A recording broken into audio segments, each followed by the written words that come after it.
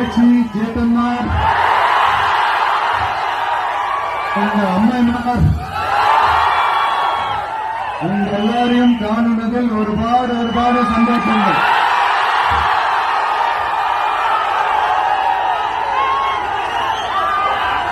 இந்த பண்டிகை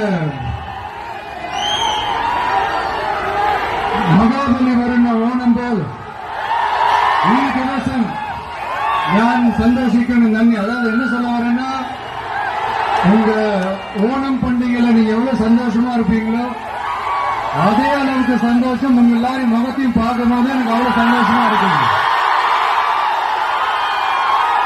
எல்லாருக்கும் கோடான கோடி நன்றிகள்.